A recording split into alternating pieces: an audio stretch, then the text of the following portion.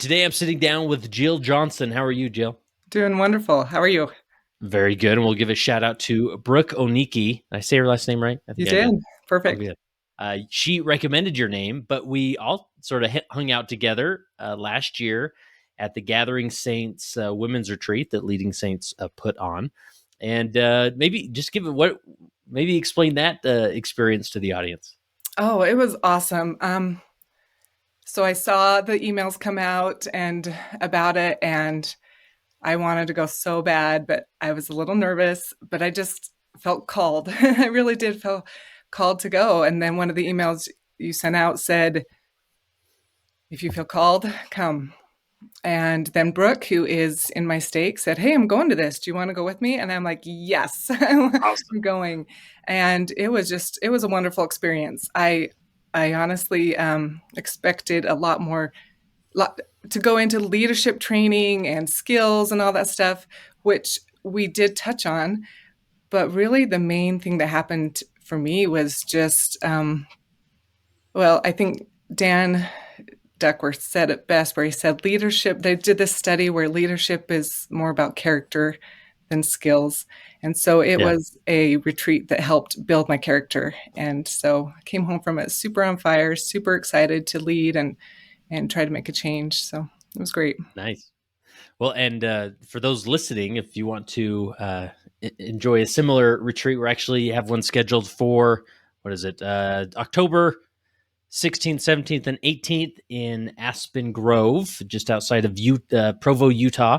And so we hope people fill it up. And this is probably, I think on my schedule, I have this episode being released in July of 2023. And so that there's probably will still be some space available. If not, you can get on our waiting list, whatnot. But that people can go to leadingsaints.org/gathering and see all the details. And maybe even Jill will be back. Who It'd knows? be awesome.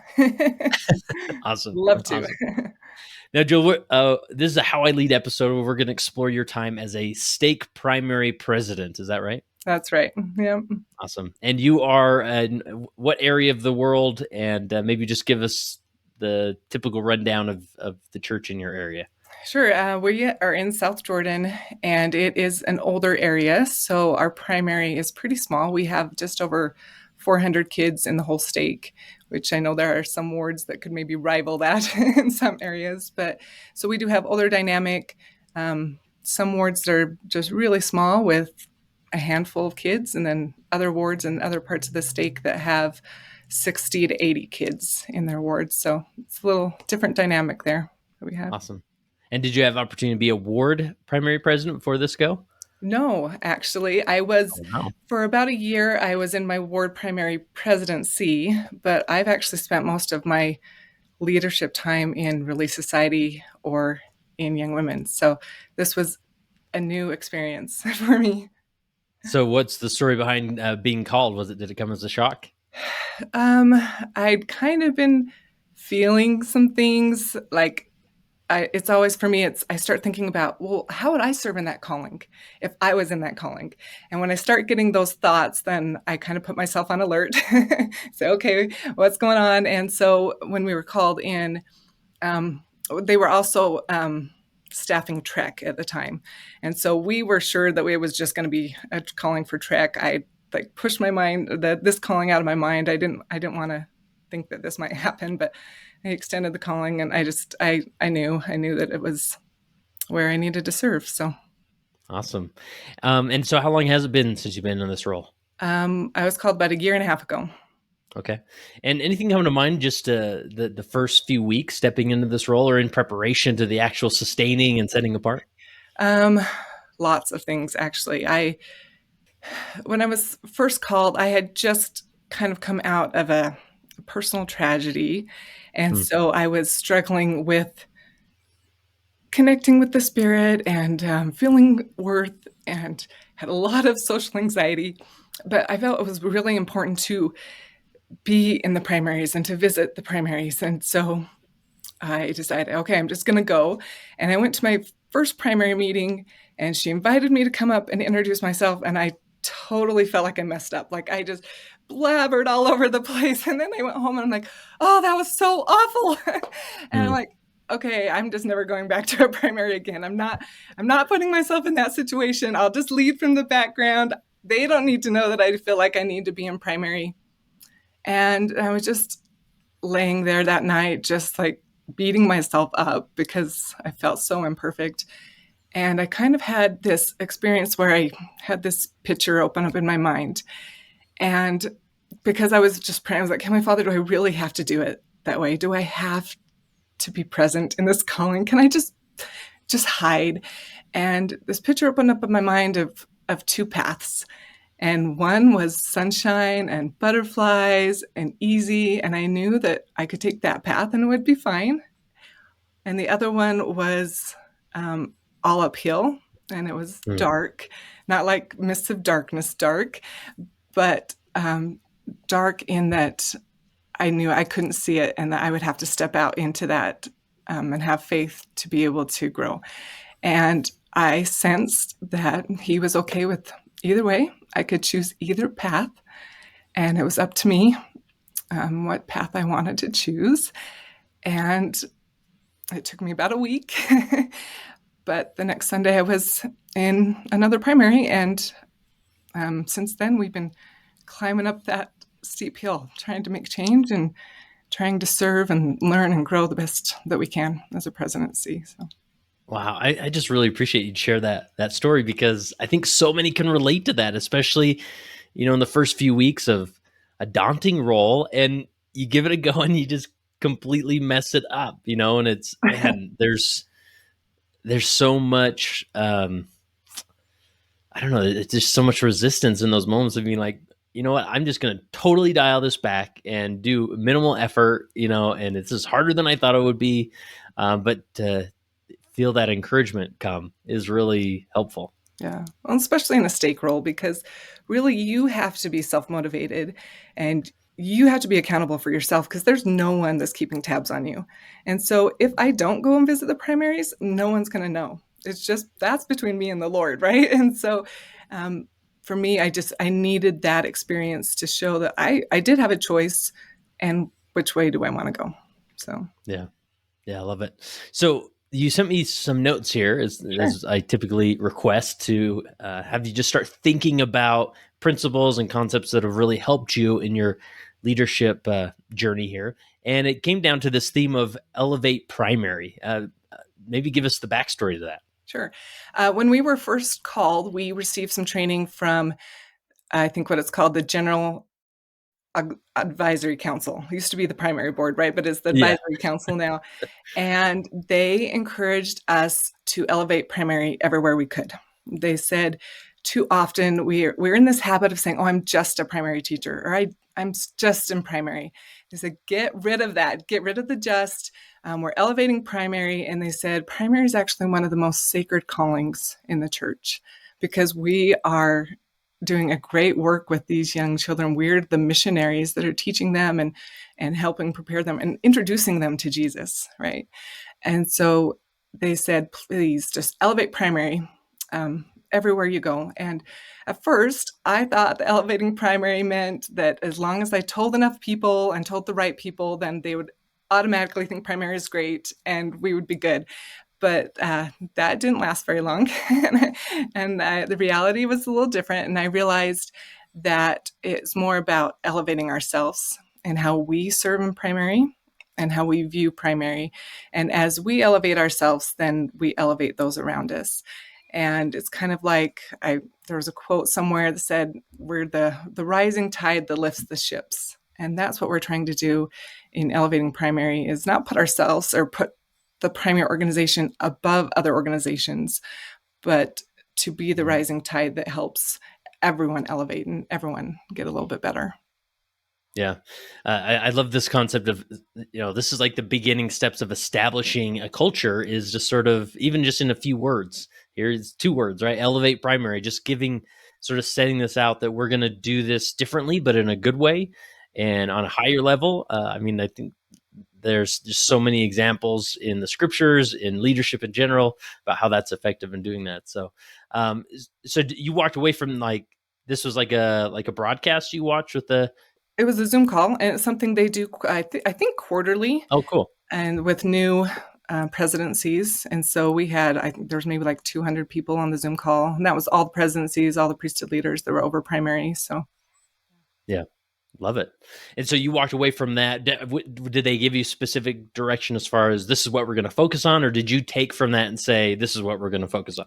they did give us some invitations, but they, as in a very general way, because they are the general board, right, or the general council. And Yeah. so we kind of dissected everything that they taught us and pulled out the invitations that that we wanted to focus on. So Yeah.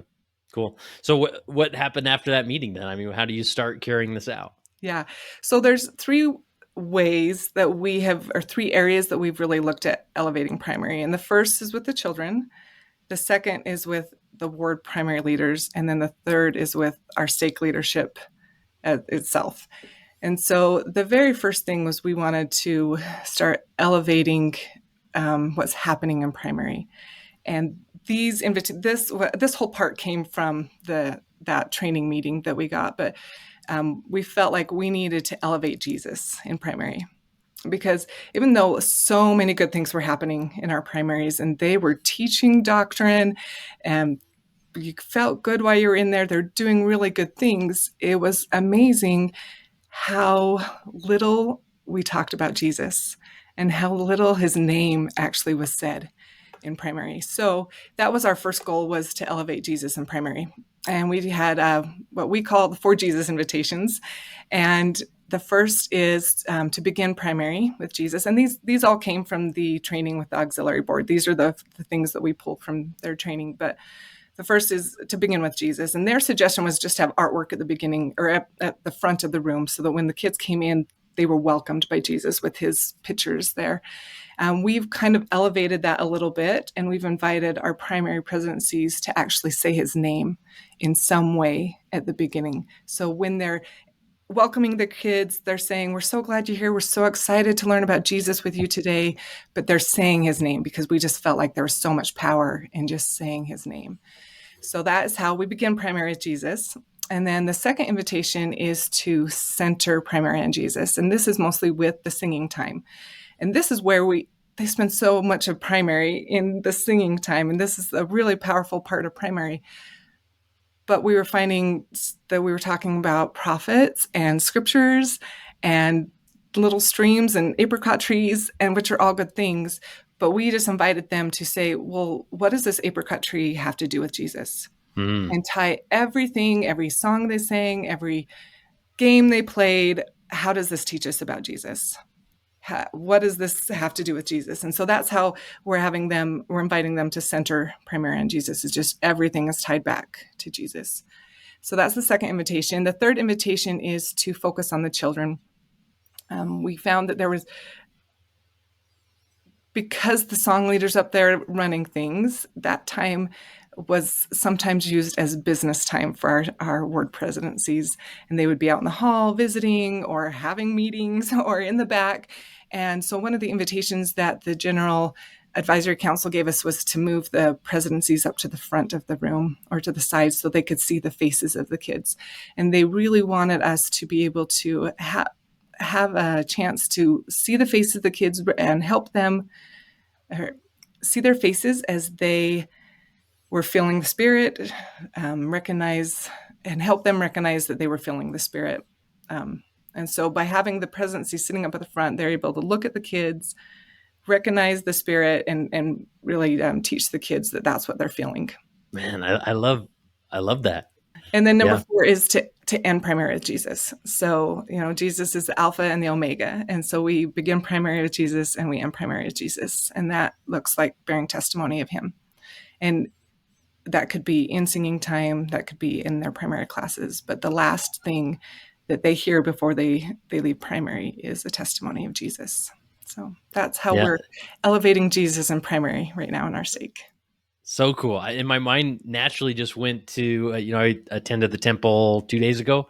And just the changes in the recent temple, where it's not that they've dramatically changed the endowment.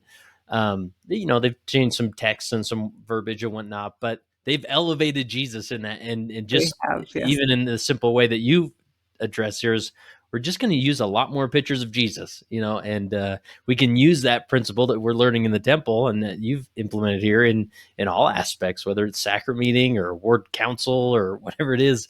How can we Exactly. elevate Jesus? I Yeah. love that.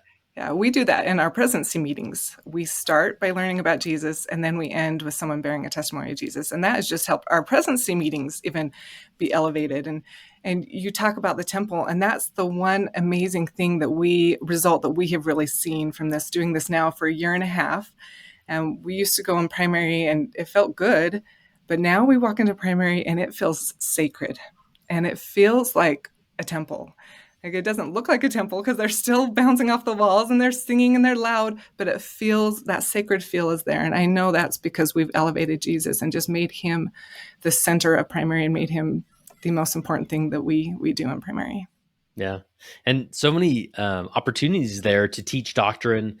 Obviously, Give Said the Little Stream, Apricot Tree, Yes. like these are fun songs and they have a strong tradition. And I hope we continue to sing them. But to sort of take a moment with the kids and even talk about the creation of what Jesus Christ did in Sure. creating these things, right? Now they've got that, drop of doctrinal understanding that's just going to build, and I love it. So. Yeah. All right, the next principle, the next elevating principle is elevate leadership of primary. Tell me about that. Yeah, so this was our focus on our board leaders. And we recognized really soon that a lot of our primary leaders were really young in leadership. This was their first chance or first opportunity to lead. And I think that might be common, where you see a lot more of the younger leaders in primary, not as seasoned. And we still have some seasoned leaders, but most of our leaders just haven't had a chance to have leadership callings. And so this is their first time. So we felt very strongly that we could help them elevate what they did if we taught them, mentored them a little bit in leadership skills, modeled it. We provide a monthly leadership class or a principle that we focus on. And we just felt it was important to help them grow their leadership skills. And so two things that we have really focused on, that maybe it's because when I was first a leader, it took me forever to learn these things. But two things that we have tried to model for them is, number one, having vision, and then number two, having good communication.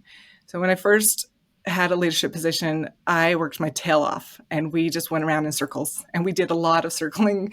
And it was because I didn't know how to have a vision. I didn't know how to find vision or point people toward that vision. And so we, at the very beginning of our presidency, we actually felt very inspired about the vision that our stake needed. Our stake vision is that our primaries are sanctuaries of faith. And so we're building sanctuaries of faith in primary, which is a lot of where Jesus comes in because he is our sanctuary. But everything we do now in primary is focused on building that sanctuary of faith. So adding to that, even the leadership we do with these leaders, we're like, this is going to help us build a sanctuary of faith. We're working on having the primary participate in the work of salvation and exaltation. And that is because, Jesus is our foundation. And then the rest of our sanctuary, the walls and the roof and the windows, that's the work of salvation and exaltation. And so all of that is building toward our vision. And so I feel like it's so important. I don't know how you would lead. I don't know how to lead without a vision. I think you just go around in circles like I did. So having that vision is so important. So we've tried to model that. And then the second one is communication. And when I first was a young leader, I just thought, well, I'm busy. Everyone should communicate in the way that I communicate because I'm the leader and I need them to fall into what I'm doing because I don't have time. But that obviously didn't work out very well. And I just had to learn that I had to be 100% accountable or responsible for the communication that happened. And so I developed what we call our 3-for-3 rule. And that is just, we communicate in 3 different ways. So we communicate electronically, we communicate in person, and we communicate by paper. So electronically might be an email or a text. The church email hasn't been working really great lately. So we have a group me that we have the presidents on to make sure we have an electronic. The in-person might be an announcement in church, a visit to someone, and then the paper would be like a flyer, a handout, a poster. So we're doing those 3 levels of communication for almost everything we do. And then if it's like a big activity, we'll start 3 months out. And then we do it. We start hitting it hard at 3 weeks, and then reminders at 3 days, and then especially for youth and kids, we'll maybe a text at 3 hours or 3 minutes if we need to. But just that kind of progression of communication has really helped to elevate our meetings, elevate primary. We have had amazing turnouts, and I think that's just a really simple skill that leaders can learn that will help leadership and help elevate what they're trying to do in their organizations. Yeah. So with those three forms of communication, like you've communicated to your like the ward presidencies that these are the three ways in which we will communicate with you, and so it sort of sets the standard of making sure you're checking your email, or do we have Right. your phone number? Are you in the group me, or those types Right. of things? Is that Well, we have told them that, but we also recognize that not everyone checks their email. Not Mhm. everyone listens to announcements. And so our hope is just by doing those three, one of those is going to speak or connect with them. So that's why we do the three different ways. Nice, nice.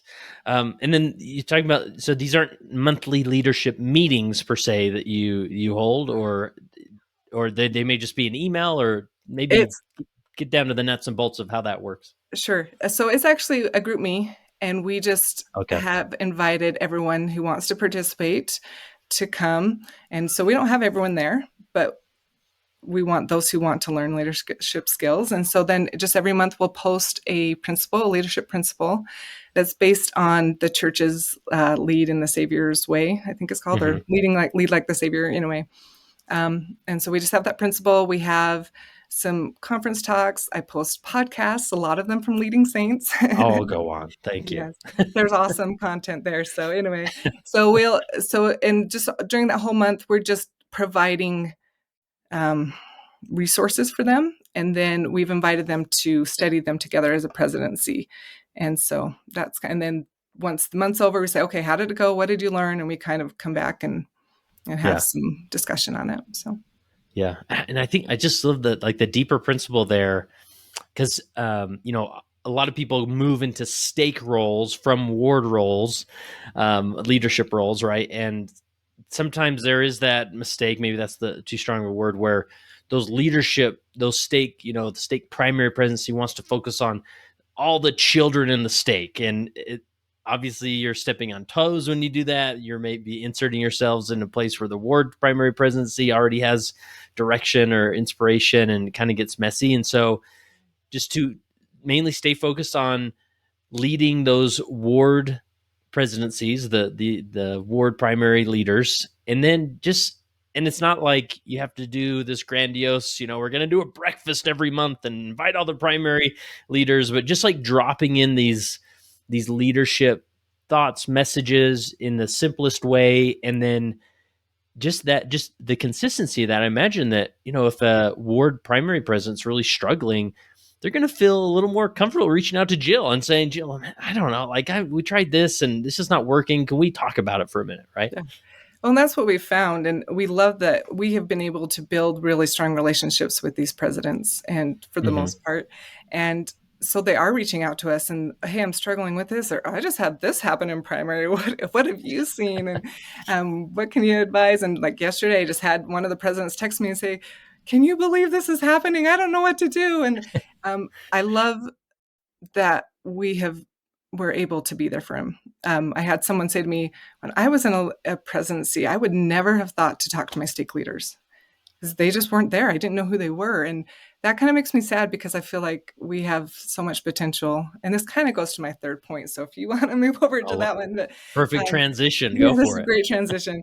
But stake leaders have that opportunity to really bless and mentor the ward leaders. And sometimes I think we do that maybe too softly, Hmm. um, where we aren't present. We don't know our people. And by We should just being every out, ward conference and call it good, right? exactly. Yep. That's when they see us. But now we're going in and the kids even know us just because we've been there. They know our faces. Mm. And so we've had opportunities where the primary presidents are like, I really need to get this training to my teachers, but I cannot get them all in. Would you be able to come and just take over primary? while I train my teachers. And so we'll go in and we'll take over primary and lead primary. And so anyway, the kids are getting to know us, and we're just doing things that are supporting the leaders. And I think that's a great power that the stake has that maybe doesn't always get access to as much. Yeah. And so that a third elevate stake primary calling. Is that Yes. how you're framing that one? Yes, because when I was first called, I had a friend that said, "So what does the stake primary even do?" And I'm like, "I don't know." I know that they were involved with baptisms, but in our stake, because we have such a small stake, that is done very individually on the ward level. And so Mm-hmm. other than washing clothes, we don't actually have much to do. And we actually called someone to be the clothes washer because I didn't want to wash the clothes. And so Yeah. I don't have anything to do with the baptisms. So then what does the stake primary even do? And so as we were praying about it, the answer actually came in a form of a question. And it was, well, how would the Savior serve if he were in your calling? And as we thought about it, we knew he'd be in with the primary. He would be in with the kids, and he would be in with those leaders and get to know them and minister to them and love them so that he could support them when they needed it. So that's been something that's very important to us, is to be there. And also another part of that is to not just be siloed in primary. So when I go to a stake council meeting, or when they go to ward council meetings, not just sit there and say, "Oh, I'm only here to represent primary. I'm not going to say anything because that doesn't have anything to do with primary," but to be actively involved and invested in the success and the growth of the stake, because that's what Jesus would do. He wouldn't just sit in the corner of the room and wait for his turn to talk about primary, but he would be actively invested in trying to elevate the ward, right? So Yeah. What else in the category of elevating stake primary that we haven't touched on? I so like I mentioned, a stake calling is kind of hard when you go into it because there's just not a lot of guidance in how to serve in a stake organization, especially the primary, where there's not a stake camp, there's not a women's conference that we have to plan. There's just really not much that Yeah. we have to do. But so as You I've could been do a studying, primary camp. That would be interesting. wouldn't that be awesome? That would be awesome. We do an activity once a year, but Yeah. that's not all we get. Um, Right. so as I've been studying about the role of the stake leaders, I have just felt like the stake is really the guardian of the structure, for lack of a better Mm. phrase, where I don't have stewardship over those children. I have leadership over the leaders, but I don't really have stewardship over them. But maybe I have stewardship over the organization itself. And so my role is to make sure the organization is running as effectively as possible. And that comes through trainings, that comes through modeling, leadership skills. But as a stake leader, that's my role, is just to make sure the primary organization itself is running according to the handbook, Mm. basically. Not that I want to be letter of the law, but those are the bounds that the Lord has set in my mind, the handbook. And so we just want to, and I think if we can organize or run our organizations according to what the handbook says, then there comes a power there's a power, and there's protection, and there's peace, when we're staying within those bounds that the Lord has set. So one thing that I've noticed too is that the stake has just this bigger viewpoint of things. And so when a ward is struggling with something, a ward might think, "Oh, this is awful and so huge." But then I'm like, well, I'm looking at all 9 wards that we have, and I'm seeing that across the board. Like every single ward is struggling with that. So what is it about the organization of primary that's not working? Mm. So having that bigger viewpoint, I can say, okay, this is not just isolated to one ward. And there's 2 issues, and I've heard people talk about them on Leading Saints before, so I know that it's not just in my stake that this happens, but 2 issues I've noticed that come up in primary over and over again. And the first is that the primary teachers feel forgotten or ignored, invisible when they're in primary. And the second is this issue of communication, maybe some tension between bishoprics, and the primary leaders. And What? I've so never heard of this. I know, right? I'm That just never kidding. happens. So we just have really tried to say, well, what is it that in the organization that's not there, that's not set up, that's missing, that might be causing those issues? And so for the first one, with the issue of the primary teachers feeling forgotten, we felt like what was happening is just a misunderstanding of the scaffolding of primary. So we have the scaffolding would be the bishop and bishopric, then the primary presidency, then the teachers and the song leader, and then the children. And right now what happens, I think, is the primary presidency is focused solely on the kids a lot of times. And the primary teachers are focused on the kids, and then the primary teachers just don't have that leadership or those people that are above them to minister to them.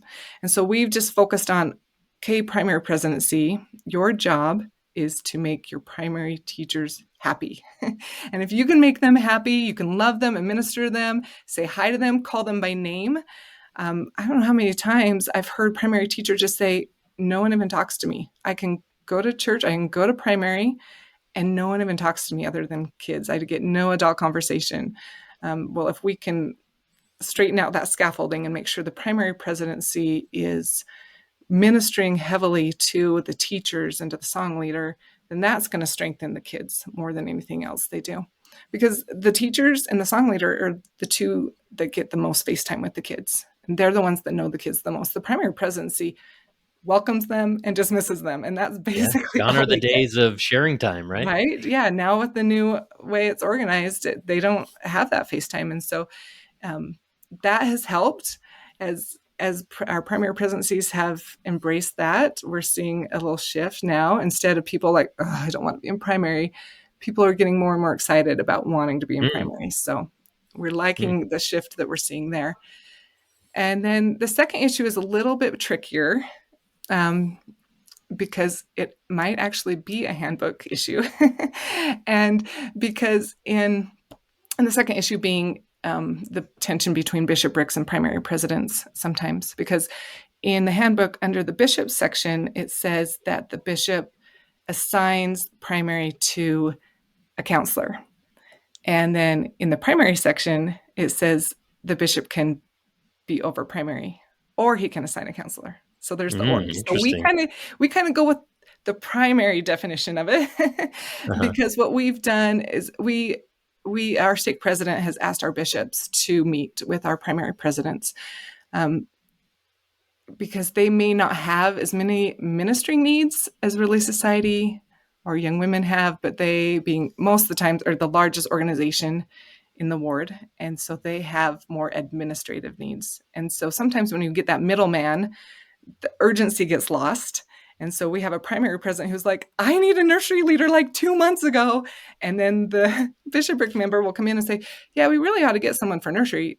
We just lose that urgency when it's not a face-to-face. And so we've kind of eliminated that middleman as much as we could. I mean, there's stuff still that, but for the most part, we've invited those bishops to meet right with the primary presidents. Not that we want to add to their load, but that's how we see a way right now with how things are set up to be able to avoid that tension in that calling. So yeah, there are some, and maybe somebody in the priesthood and family departments listening about, there are these little discrepancies where, like, I think if I remember right, I could be wrong, this may be a good invitation for all those listening to maybe go jump into the handbook and review this. But I think in the general handbook, there is this feeling, because, there's been a shift where the bishopric's focus is on the youth. And in my opinion, there's sometimes this too much of a shift where they hyper focus on the youth. And then, primary feels, abandoned, where I think the general handbook more creates this perception of the bishopric is focused on not just the youth, but all primary age to young adult age. So that's 2 years old to 29 years old. Yeah. But then in like the bishop, I forget the names of, they have like sort of these secondary handbooks, in the app, in the bishopric, callings section that says a little bit more of like, no, the bishop's actually more focused on the youth the teenage youth. Right. And so nonetheless, there's sort of these discrepancies, but the I think it's just it really is easy these days because the bishop want to do a good job with the youth, and there's a lot happening there, a lot of need there, and so it's really easy for the primary to get lost in the shuffle a little bit. Yeah. I mean, I'm speaking generally, but Yeah. sounds like what you're Yeah. experiencing. That's what we've experienced. Or where primary teachers or the primary presidents will find out that someone has been called to primary as they get called in sacrament meeting. Like there's just this communication that's not breakdown that's not happening. And so that's what we're Yeah, looking for there. But yeah. one really interesting thing to your point is in that training meeting that they gave us at the beginning, they said that in the church, we used to lose our youth at ages 14 to 15. We are now on average losing the youth at ages 10 and 11. Oh And wow. so I know, isn't that crazy? And obviously families, that has to do with families because not a lot of 10, 11-year-olds are probably making that choice themselves. Right. But that's why they invited us to Elevate Primary, is like the need to make primary stronger and build up primary is greater because we're losing those youth. And then they said, but so many families are coming back to the church because of their children who are saying, I have to go to primary. My primary teacher will miss me. I need to go. And so as we elevate primary and make that a really special place, then the children want to be there. They get their families there and we're stronger altogether. So Yeah. I think back my time serving as a bishop, like a few like unwritten rules that I had is that I really felt like as the bishop, every member of my ward council deserves a sit down appointment with the bishop every month. And there's a lot of times it would be on the calendar. I'd walk into the office with the primary president and I'm thinking, we got nothing to talk about. And sometimes we didn't, maybe it was a 5-10 minute interaction, just catching up on how's your family doing and everything going well in the primary. But just that consistent interaction with the primary president felt like I have a connection, a place, a platform where I can bring some concerns to the bishop directly, not necessarily to the, bishopric counselor. And then, man, if like this whole callings dynamic, especially in the primary, with so many callings, there can be a lot of turnover sometimes. all the time. And if you can oil that machine of callings as a bishopric to getting a turnaround of like 7 days. Like that was always our target. The That would be primary amazing. president submits a name and 7 Yeah, days later that person can be set apart, that would like, be awesome. and sometimes it's hard, because wow, there's all these names coming in, bishop coming in, we weren't able to meet, make this system work, because if you can get those turnarounds on callings, especially for the primary, like that's 3/4 of the battle, in my opinion. Like just Yes. knowing that we are going to submit this name and we're going to have a nursery leader by next week, or by Right. the latest the week after that, that can go so far with just So far. keeping people engaged in their calling. Yeah. And just feeling heard is so important. Yeah. And as you're taking action on their needs, they're feeling heard, and so they're feeling important and engaged in their calling. So, Yeah, really powerful stuff and something to think about. Not that, people have to do our way no, but not at all. these are concerns that are so prevalent amongst especially primary leaders, where there's I don't feel heard. My Yeah. callings take forever to get through the system. And there's so much that can happen just with simple conversations on a regular basis. Yeah, for sure.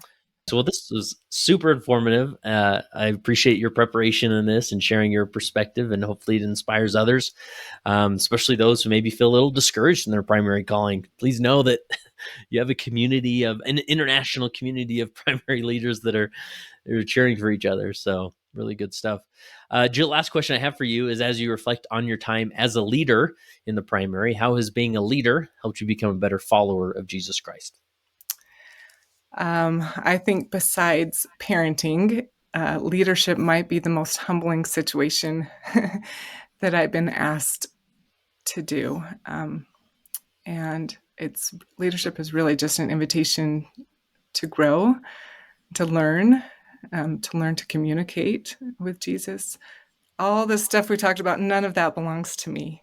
That was all through counseling and inspiration and revelation from Heavenly Father, and which makes me so grateful. But I've recognized that it doesn't matter how much inspiration I get, how much talent I have, how creative I am in a leadership calling.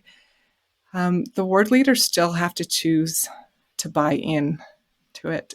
And really, the power in leadership comes in the use of agency by others to act. And as I've recognized this and I watch people, I've seen three kind of different ways that people choose to act. One, some people just embrace it and just take off. Second one, people maybe are a little slower. They're thinking about it. They're moving forward, but maybe not at such a fast pace. They get caught up a little bit in what I call the traditions of our fathers. And then the third way is people just opt out. And as I've thought about how I want to be a follower of Jesus Christ, I want to fit into that first group where when he tells me to do something or gives me counsel through revelation or through the prophet, I want to embrace it and then just take off. I want to be considered one of his Minutemen he knows that he can rely on. And as I have seen and felt the joy when I go into a primary and I see them embracing things, I want to give Jesus that joy by the way I follow him as well.